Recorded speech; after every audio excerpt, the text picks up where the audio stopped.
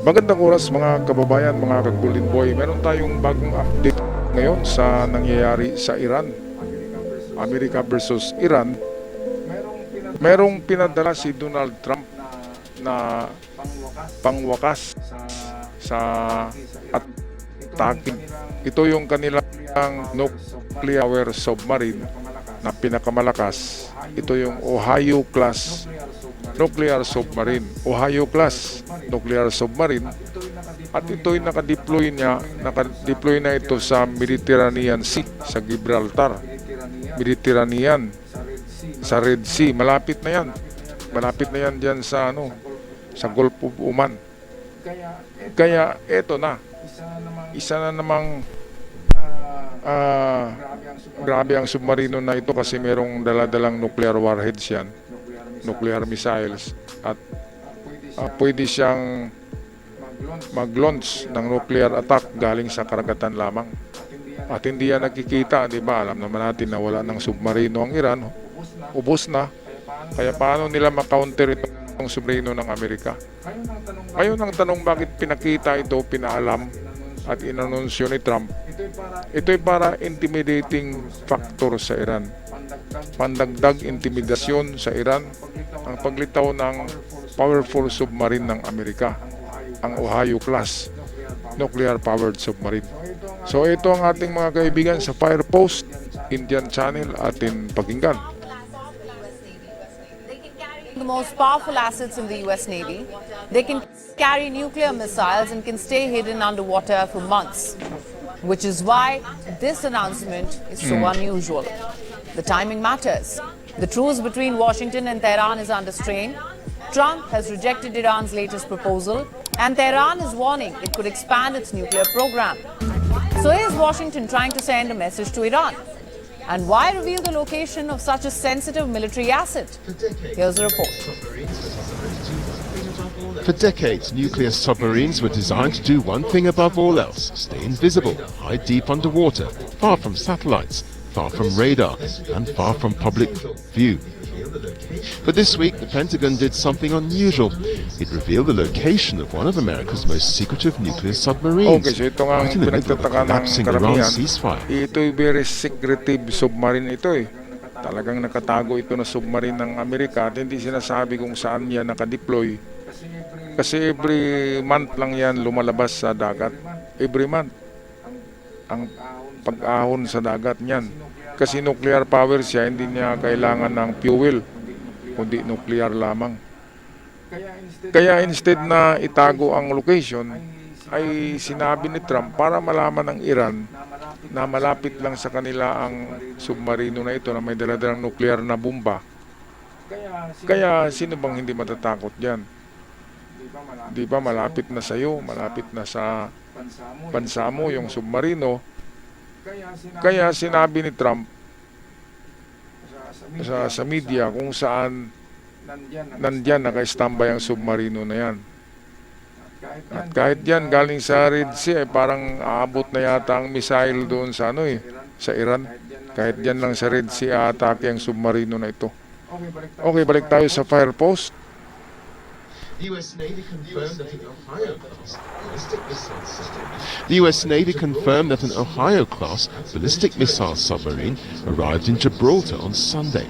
But that's a British territory near the entrance of the Mediterranean Sea. Usually the US military never discusses where these submarines are operating. Tama. Secrecy is their greatest strategic asset, which is exactly why this announcement is being watched closely. The disclosure came just as US President Donald Trump publicly Okay, so rejected Iran's latest nagsabit proposal na nga to end the ang Iran ng conflict. bagong proposal. 4 yun. At lahat ng proposal, isa doon ay tanggalin ng sanctions sa Iran. Pangalawa doon ay magbayad daw ng danyos ang Amerika sa lahat ng nasira na gusali sa Iran. At pangalawa doon ay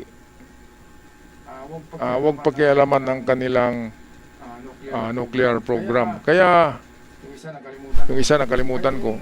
Kaya yung ganyang mga mga kondisyonis ng Iran, hindi talaga katanggap-tanggap yan.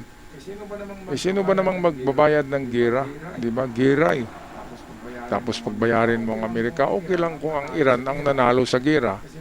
Kasi pwede silang mag-impose ng ganyan na singil na magbayad ng nasira sa gera. At sino mo namang gunggong na natanggalin yung sanction sa Iran. At saka yung mga frozen asset, yun pala ang pang-apat. Mga frozen asset ng Iran na kinuha ng Amerika ay ibalik daw sa Iran. Yan nga yung ginagamit ng Trump ngayon na yung frozen asset, yan din yung ginamit na pera para igira sa Iran. Kaya magtaka tayo mga kababayan, grabe ang dami-dami. Ang yaman ng US, no? Kasi ang gastos ng gera na yan. Yun pala, karamihan sa pera dyan, ayan yung mga frozen asset na ginamit din na Trump para iluto sa sariling mantika itong mga Iranian. Okay, balik tayo sa balita, courtesy ng The Fire Post.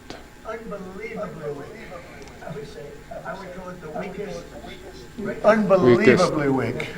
I would say, I would call it the weakest right now. After reading that piece of garbage they said. Yun yung sinabi ni Trump na He said, I'm going to waste my time reading it. it is just wasting my time, total waste at unbelievable na na kondisyon ng Iran sa kanya, 4 na kondisyon. Yun yung nabanggit ko kanina, ay wala talagang papayag ng ganun na mga kondisyon dahil lahat pabor sa Iran at walang pabor sa Amerika. Ang gusto ni Trump, merong pabor sa Amerika na kondisyonis na isusulat nitong mga galunggong diyan sa Iran. Okay, tapusin na natin tong balitang to, courtesy ng Fire Post. I would say it's one of the weakest right now. It's on life support. That proposal reportedly included demands for sanctions relief, recognition of Iran's sovereignty over the Strait of Hormuz, and the withdrawal of Okay, US so, forces from the region. Meron pa pala The isang ceasefire is now proposal, looking yung increasingly fragile. withdraw all American forces in the region. So kasama doon ang nasa Saudi na base militar ay isara na daw yan, ang nandun sa UAE, sa Bahrain, sa Qatar. Lahat daw i-withdraw ng US. Sino bang gunggong nagagawa niyan? Di ba mga kababayan? Pinagbabayad ang Qatar at Saudi sa US forces sa US government para bigyan ng proteksyon ng Saudi at UAE. Kaya hindi pwedeng alisin yan ni Trump. Makita mo talaga walang utak tong mga IRGC. Grabe ang kanilang kondisyonis, talagang 100% na pabor sa kanila.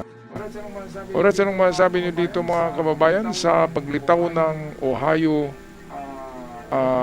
nuclear power submarine ng Amerika na which is nandun na sa Gibraltar, yan ay nasa Mediterranean Sea na malapit na sa Oman, mga kababayan.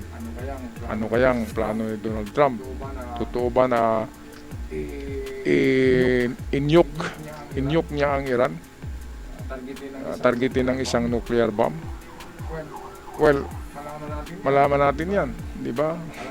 Alam natin si Trump ay unpredictable yan eh. Paki-comment na lang mga kababayan sa ating comment section at sa ating event followers. Maraming salamat. Ako'y sumasaludo sa inyo sa ating mga bagong visitors sa channel. Malaking tulong ang inyong pag-subscribe. Hanggang sa muli, see you on our next video. Paalam.